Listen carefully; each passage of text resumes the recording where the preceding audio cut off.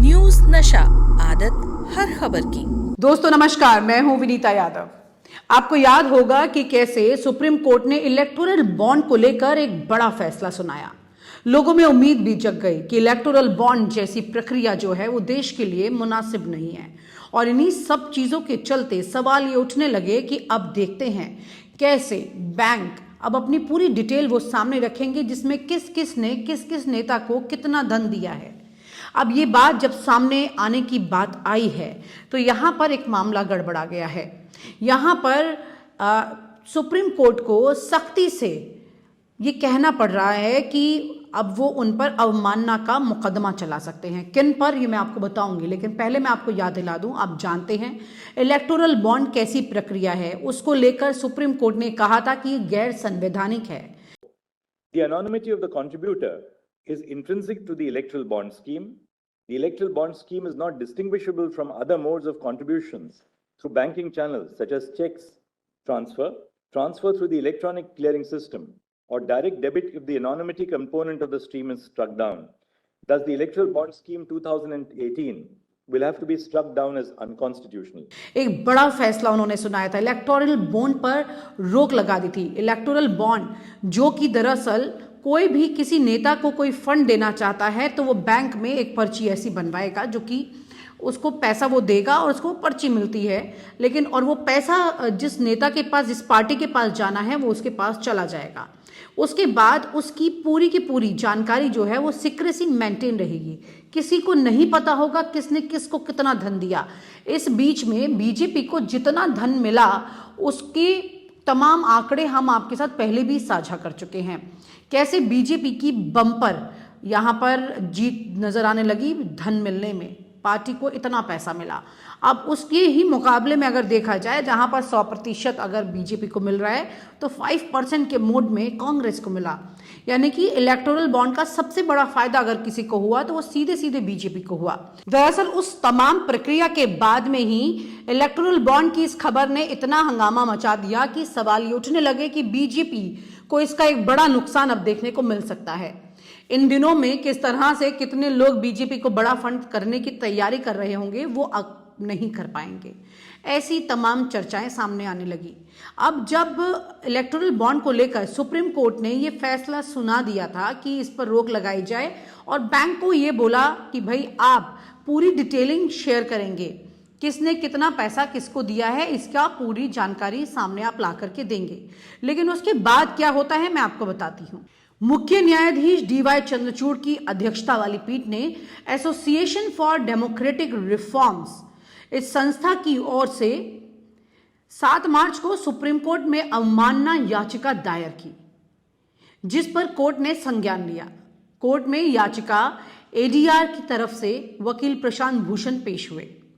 उनकी तरफ से दलील देते हुए कोर्ट से आग्रह किया गया कि एसबीआई के खिलाफ अवमानना कार्रवाई शुरू की जाए। ये प्रशांत भूषण ने यहां पर कहा, और इस पर जवाब ये था भी चंद्रचूड़ का कि आप इसका मेल भेजिए, हम इस पर विचार करेंगे।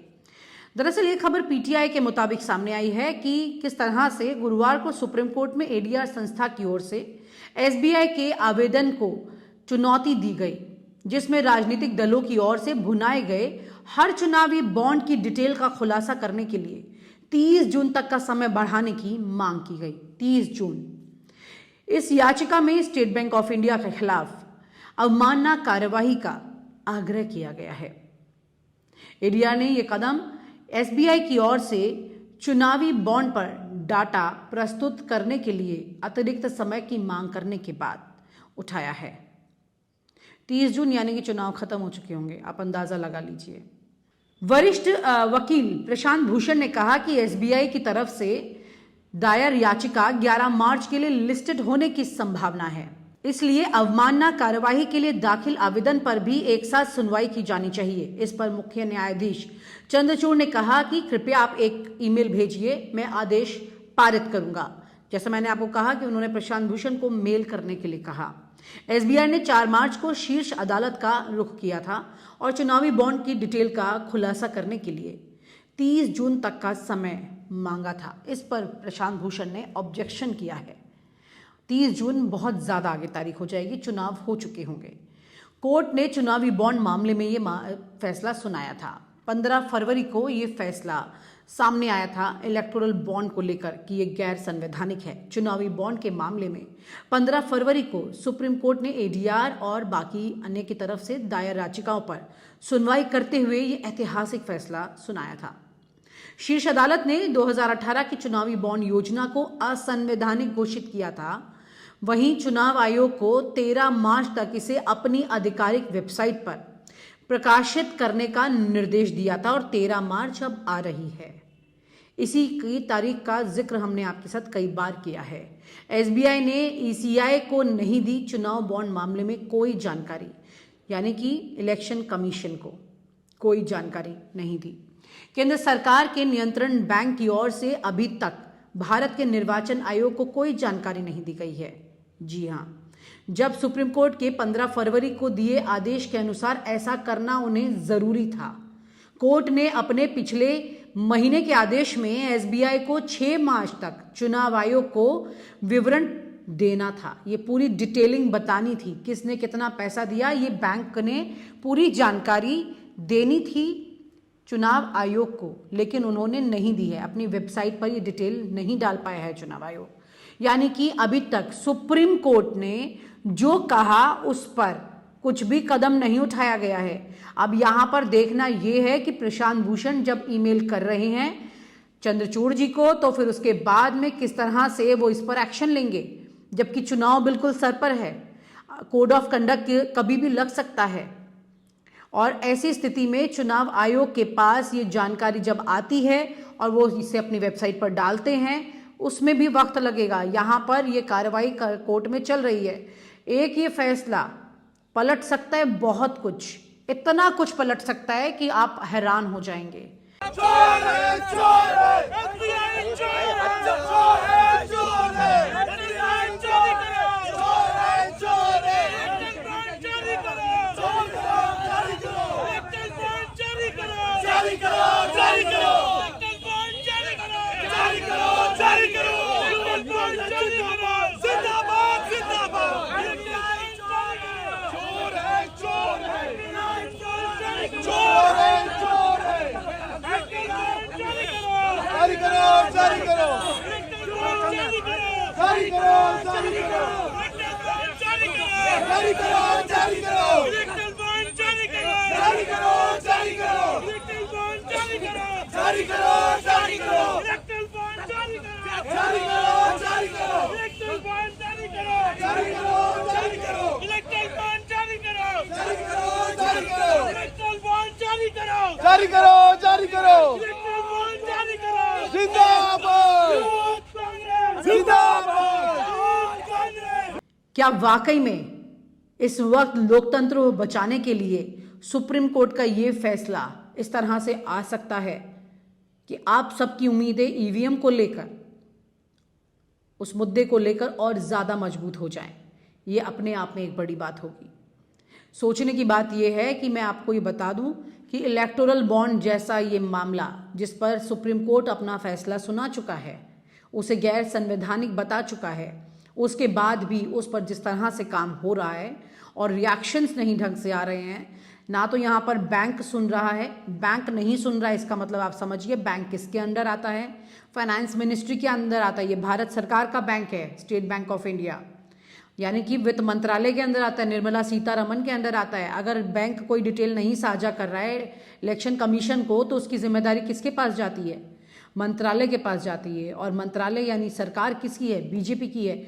और निर्मला सीतारमन की अगर मंत्रालय से ये जानकारी बैंक के पास, मतलब उधर से भी प्रेशर नहीं होता है, तो इसकी जिम्मेदारी किसके पास बनकर आती है? ये अपने आप में एक बड़ी बात है।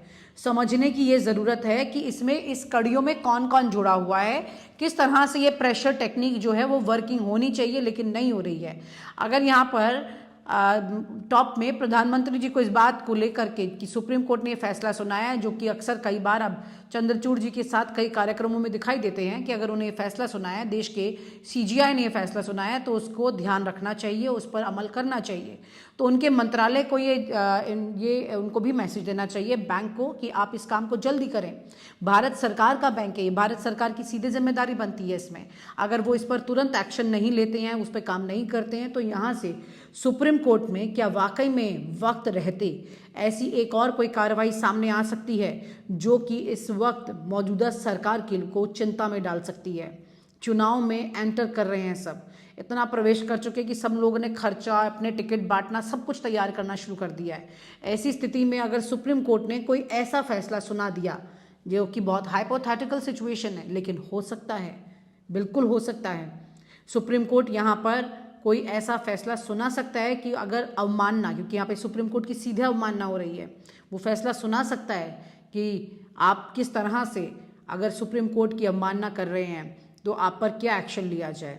तो यहाँ पर सुप्रीम कोर्ट क्या बैंक पर एक्शन लेगा या भारत सरकार पर एक्शन लेगा या पॉलिटिकल पार्टी पर एक्शन ले सकता है। हालांकि ये मामला सीधा भारत सरकार की बात को लेकर है। तो ऐसे में क्योंकि सुप्रीम कोर्ट ने ये कहा था, ना बैंक ने माना ना सरकार ने माना, यानी कि कुल मिलाकर के उनकी अवमानना को लेकर के यहाँ पर याचिका दायर की गई है।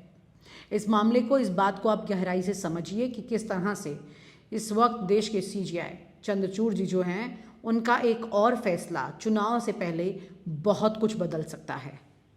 15 फरवरी 2024 को जब इस देश के उच्चतम न्यायालय ने ये ऑर्डर पारित किया कि इलेक्टोरल बॉन्ड को बैन किया जाता है, तो उसके साथ एक और ऑर्डर दिया गया।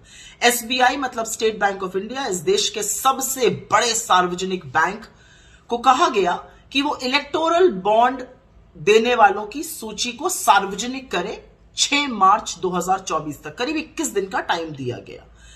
ये कौन लोग थे? क्योंकि सुप्रीम कोर्ट का मानना था कि लोकतंत्र में लोगों को यह जानने का हक है कि किसने किस पार्टी को कितना पैसा और कब दिया है। यही निहित था इस ऑर्डर में। एसबीआई ने अब सुप्रीम कोर्ट से और वक्त मांगा है। एसबीआई का कहना है कि उनको 30 जून तक का वक्त चाहिए इस डेटा को सार्वजनिक करने के लिए। विडंबना यह है कि एसबीआई, जिसके 48 करोड़ से ज्यादा अकाउंट्स हैं, जिसकी करीब 66,000 एटीएम्स हैं, जिसकी करीब 23,000 ब्रांचेस हैं, उस एसबीआई को मात्र और मात्र 22,217 इलेक्टोरल बॉन्ड का विवरण देने के लिए 136 दिन और चाहिए। यह कितनी बड़ी विडंबना है, क्योंकि डिजिटल करते हुए भारत में यह तो एक क्लिक पर हो जाना चाहिए। यह डेटा रेडिली अवेलेबल है, लेकिन उसके बावजूद भी एसबीआई उसको सार्वजनिक क्यों नहीं करना चाहता है? क्यों चुनाव के बाद सार्वजनिक करने की सारी कवायद की जा रही है? इसका जवाब तो एसबीआई और सरकार ही दे पाएगी। लेकिन असलियत यह है कि जब यह डेटा बाहर आएगा, जब पता चलेगा कि किसने किसको कितना पैसा दिया, तो कलई खुल जाएगी। क्योंकि भाजपा को करीब 98% पैसा मिला है इलेक्टोरल बॉन्ड का। तो पता चल जाएगा कि क्या उन लोगों ने इलेक्टोरल बॉन्ड में पैसा दिया भाजपा को जिनके खिलाफ केस चल रहे थे? क्या उन लोगों ने पैसा दिया कि केस ना चले? क्या उन लोगों ने पैसा दिया कि नीति निर्माण उनके हिसाब से हुआ? ये सारी बातें सार्वजनिक हो जाएंगी, लेकिन पूरी कवायद जारी है कि चुनाव के पहले ये नाम सार्वजनिक ना हो। असल में तो महालूट के मास्टरमाइंड को बचाने के लिए हर संभव कोशिश जारी है, लेकिन इलेक्टोरल बॉन्ड की जो महालूट है वो इस देश के सामने खुल चुकी है। और आप हमसे जुड़े रहने के लिए सब्सक्राइब करें YouTube पर, फॉलो करें Twitter पर और लाइक करें Facebook पर। और ज्यादा जानकारी के लिए आपको टाइप करना होगा सिर्फ न्यूज़ नशा।